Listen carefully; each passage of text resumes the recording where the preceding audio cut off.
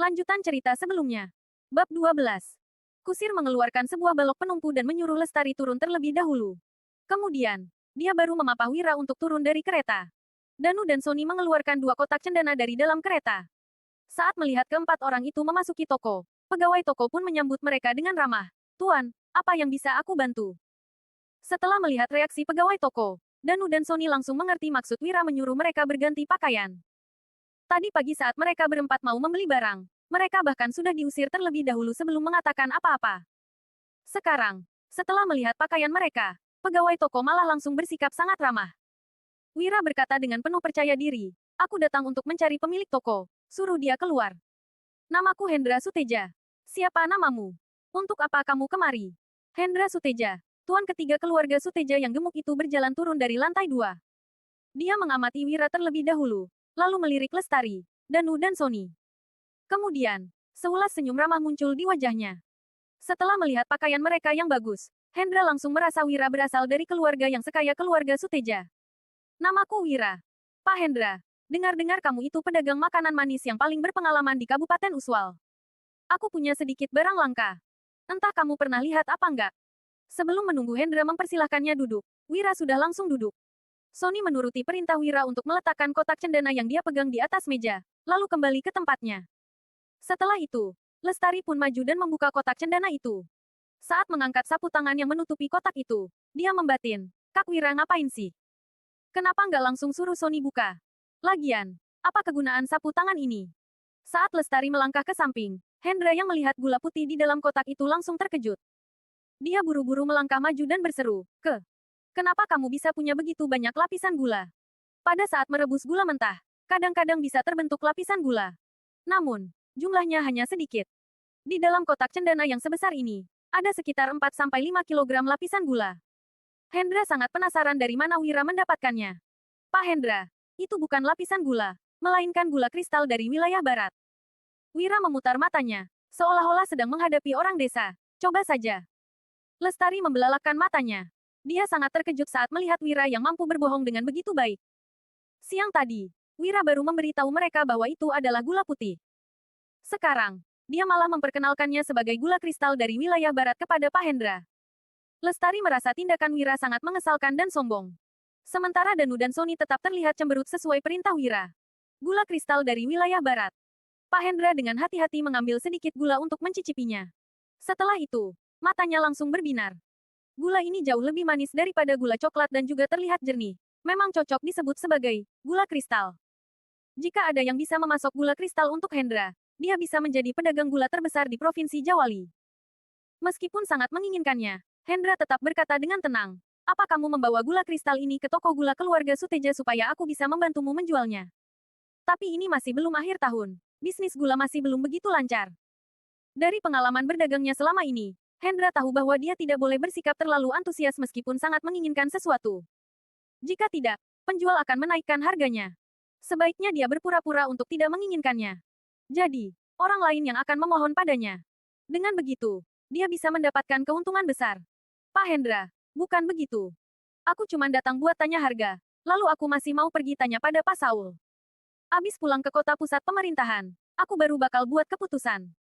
Wira membuka kipasnya, lalu bangkit. "Kalau Pak Hendra nggak mau, aku pamit dulu. Ayo, kita pergi ke toko gula keluarga Wibowo." Saat melihat sandiwara Wira, Lestari pun tersenyum kecil.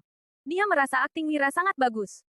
Jelas-jelas dia berasal dari Dusun Darmadi, tetapi malah mengatakan bahwa dirinya berasal dari kota pusat pemerintahan. Lagi pula, sekarang dia punya utang 40.000 gabak dan harus segera menjual gula agar bisa bayar utang. Namun, dia malah bertindak seolah-olah tidak mau menjualnya. Sementara Hendra, dia jelas-jelas sangat menginginkan gula ini, tetapi malah berpura-pura tidak menginginkannya. Mereka berdua sama liciknya. Setelah mendengar ucapan Wira, Sony buru-buru maju dan menutup kotak cendana.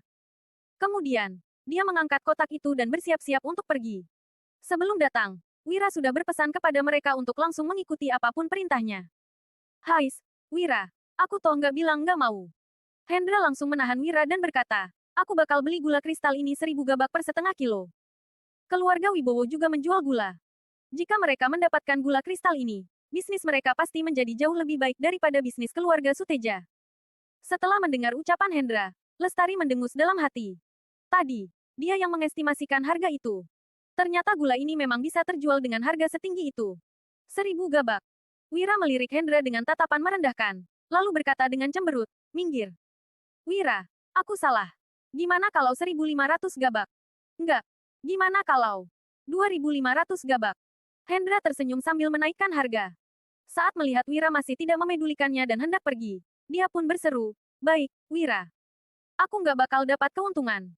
Anggap saja kita berteman. Aku kasih 3.000 gabak per setengah kilo. Lestari memandang kejadian ini dengan gugup. Dia berharap Wira langsung setuju karena 3.000 gabak sudah lebih tinggi 3 kali lipat dari perkiraannya. Danu dan Sony juga sedikit lemas setelah mendengar harganya. Meskipun penduduk desa bercocok tanam dengan susah payah selama setahun, mereka juga tidak mungkin bisa menghasilkan 3.000 gabak. Namun, gula putih yang dihasilkan Wira ini malah bisa dijual 3.000 gabak per setengah kilogram. Aku nggak layak berteman sama Pak Hendra. Aku pamit dulu. Wira tersenyum dingin, lalu lanjut berjalan keluar. Wira, gimana pun juga, ini cuman makanan. Harga 3.000 gabak sudah sangat tinggi. Baiklah, aku nggak masalah rugi dikit. Gimana kalau 4.000 gabak? Hendra menaikkan harga lagi.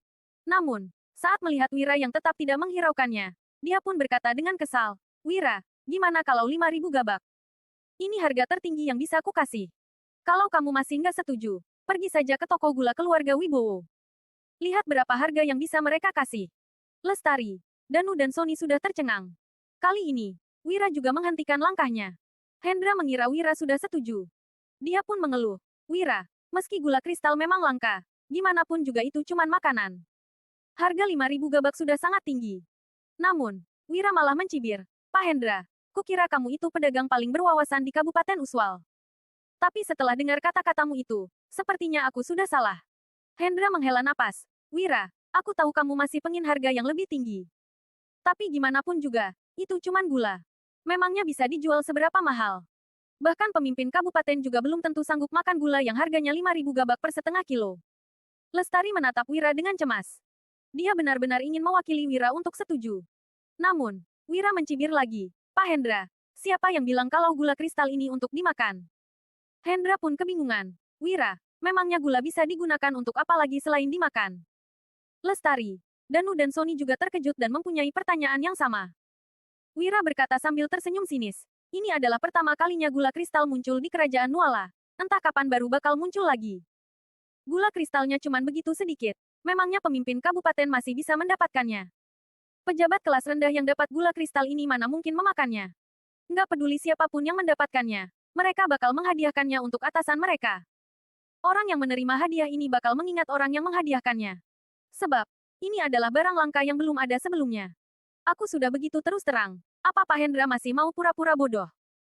Wira tidak percaya pedagang berpengalaman ini tidak mengetahui seberapa berharganya barang langka seperti gula putih. Setelah maksud hatinya dibongkar Wira, Hendra pun berkata sambil tersenyum. Aku benar-benar nggak pura-pura bodoh. Tapi, aku benar-benar nggak tahu cara jualnya tadi. Berhubung kamu sudah menjelaskannya, aku sudah tersadar. Aku nggak buka harga lagi deh. Kamu saja yang bilang mau jual berapa. Wira langsung berkata dengan lugas. Setengah kilo 30.000 gabak. Lestari, Sony dan Danu langsung tercengang. Sepakat. Hendra menyetujuinya tanpa ragu. Kemudian, dia langsung pergi mengambil uangnya. Setelah Hendra pergi, Wira pun menghela napas. Haish, harga yang kubuka masih terlalu rendah. Setelah mendengar ucapan Wira, Lestari sangat ingin langsung memaki kakak sepupunya itu. Jelas-jelas Wira sudah untung banyak, tetapi dia masih mengeluh. Tidak lama kemudian, Hendra turun dengan membawa sebuah kotak kecil. Kotak itu berisi batang emas dan perak yang totalnya 600.000 gabak. Begitu melihat uang itu, Lestari langsung melongo, sedangkan Sony langsung lemas dan Danu menahan napasnya. Sony dan Danu belum pernah melihat koin emas dan perak. Biasanya mereka hanya menggunakan koin perunggu. Begitu melihat reaksi ketiga orang itu, Hendra langsung menoleh ke arah Wira. Wajar saja kalau para pelayan tidak pernah melihat uang sebanyak ini. Namun, akan aneh apabila tuan mereka juga mempunyai reaksi yang sama. Bersambung.